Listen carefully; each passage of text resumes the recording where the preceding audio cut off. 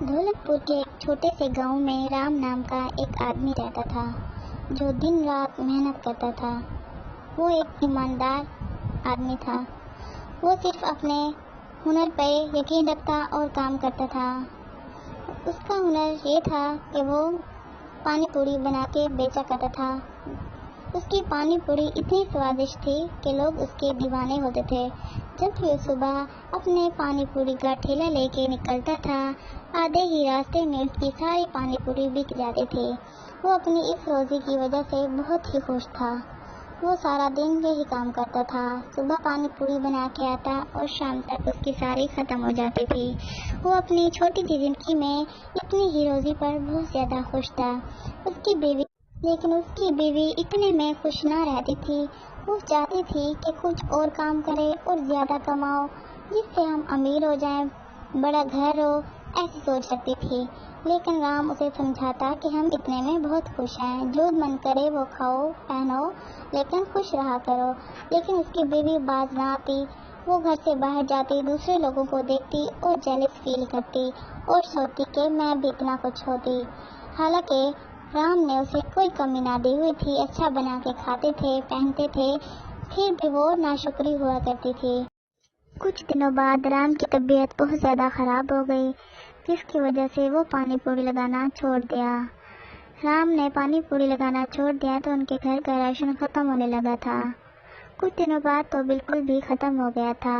اس کی بیوی نے رام سے بولا کہ ہمارے گھر میں کچھ کھانے کو نہیں ہے۔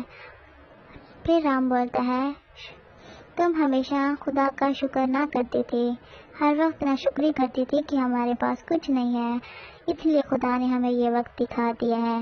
لیکن پھر بھی رام نے اپنی بیوی کو حوصلہ دیا کہ تم خدا پہ یقین رکھو، انشاءاللہ جلدی حالات ٹھیک ہو جائیں گے۔ رام نے بہت کوشش کی اپنے ٹھیک ہونے کی اور پانی پوری کے ٹھیلا لگانے کی، لیکن اس نے پانی پوری کا ٹھیلا نہ لگا سکا اور اس کی طبیعت زیادہ بگڑتی گئی۔ تب اس کی بیوی کو خیال آیا کہ مجھے ایسی باتیں نہ کرنی تھی، ہمارے گھر میں تو اب بالکل بھی کھانے کو کچھ نہیں ہے۔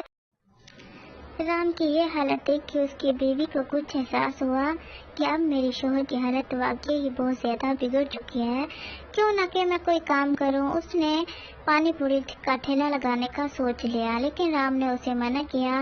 اس نے کہا، اگر میں تمہارا ساتھ نہ دوں گی تو کون تمہارا ساتھ دے گا۔ اس نے اگلے ہی دن پانی پوری کا ٹھیلا لگا کر بیچنا شروع کیا۔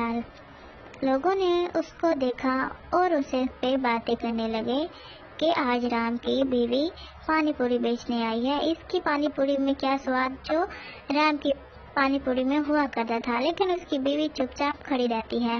لیکن آہستہ آہستہ لوگوں نے کہا کہ کیوں نہ کہ ہم پانی پوری کا ٹیسٹ چیک تو کریں۔ انہوں نے تھوڑا سا پانی پوری چکھا، لیکن انہیں کوئی سواد نہیں اچھا لگا۔ سارا ہی دن اس کی پانی پوری یوں ہی پڑی رہ گئی اور واپس گھر آ گئی۔ شام کو وہ کافی پریشان ہو گئی، لیکن رام نے اسے حوصلہ دیا۔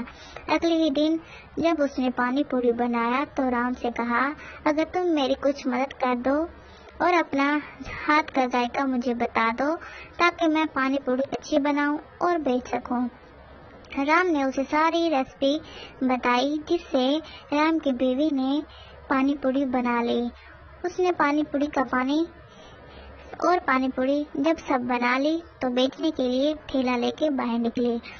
اس کی پانی پوری اتنی ہی اچھی تھی جتنی رام کی ہوا کرتی تھی۔ اس کی پانی پوری کو دیکھ کے لوگ اس کے پاس جمع ہونے لگے اور کھانے لگے۔